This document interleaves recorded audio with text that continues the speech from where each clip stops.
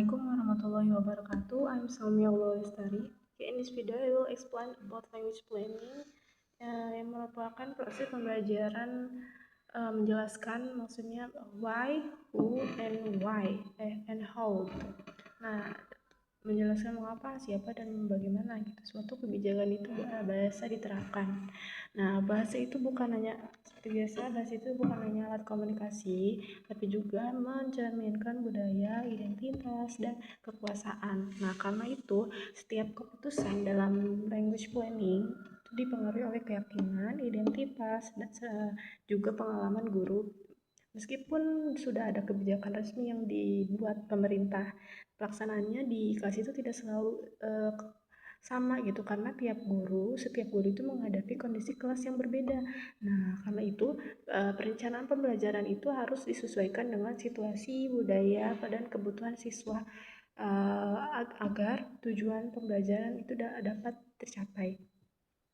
Nah, salah satu faktor penting dalam language planning ini adalah teacher beliefs atau keyakinan guru. Nah, keyakinan ini dibentuk oleh pengalaman pribadi, pendidikan, dan pelatihan yang pernah diikuti gitu. Juga budaya tempat ini dibentuk oleh pengalaman tempat guru gitu yang berada gitu. Akibatnya dua orang guru yang mengajar dengan kurikulum yang sama bisa memiliki cara mengajar yang berbeda gitu. Ada guru yang melihat bahasa Inggris itu sebagai alat komunikasi sehingga lebih menekankan kemampuan berbicara dan berinteraksi. Nah, di sisi lain ada guru yang menganggap bahasa Inggris itu sebagai mata pelajaran sampai lebih fokus gitu pada tata bahasanya untuk persiapan ujiannya gitu. Nah, perbedaan itu tuh menunjukkan kalau pengalaman dan keyakinan guru itu sangat mempengaruhi proses pembelajaran.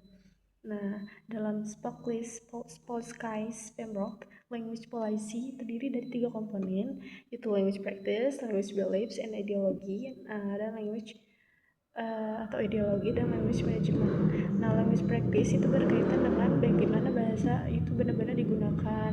Nah, kalau language beliefs itu menjelaskan pandangan seseorang terhadap bahasa atau keyakinan seseorang terhadap bahasa.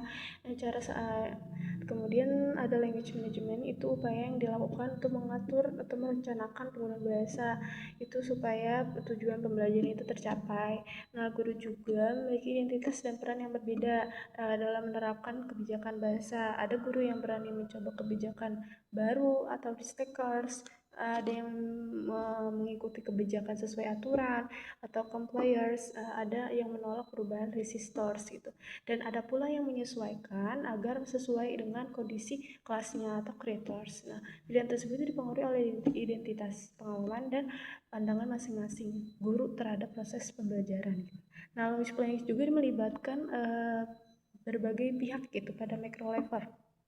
Nah, pemerintah bertugas menerapkan kebijakan dan standar internasional gitu. Nah, pada micro level itu administrator dan pengembangan kurikulum itu menerjemahkan kebijakan tersebut ke dalam buku ajar, pelatihan guru, dan kurikulum gitu. Sementara itu pada micro level, guru itu menjadi pihak langsung menerapkan kebijakan di dalam kelas gitu, karena guru itu berhadapan langsung gitu dengan siswa gitu. Nah, mereka tuh punya pengaruh yang sangat besar itu terhadap keberhasilan suatu kebijakan. Nah, penerapan language planning itu tidak cuma dilakukan dengan membuat dokumen kebijakan gitu, tapi melalui pengembangan kurikulum nasional gitu, pelatihan guru, dan penyediaan buku ajar dan evaluasi pembelajaran. Namun dalam pelaksanaannya masih sering ditemukan kesenjangan antara kebijakan dan kondisi nyata di sekolah. Nah, perbedaan fasilitas latar belakang siswa serta kondisi setiap daerah itu membuat kita seringkali harus menyesuaikan kebijakan agar lebih sesuai dengan kebutuhan kelas. Okay, that's all for me. Thank you. Wassalamualaikum warahmatullahi wabarakatuh.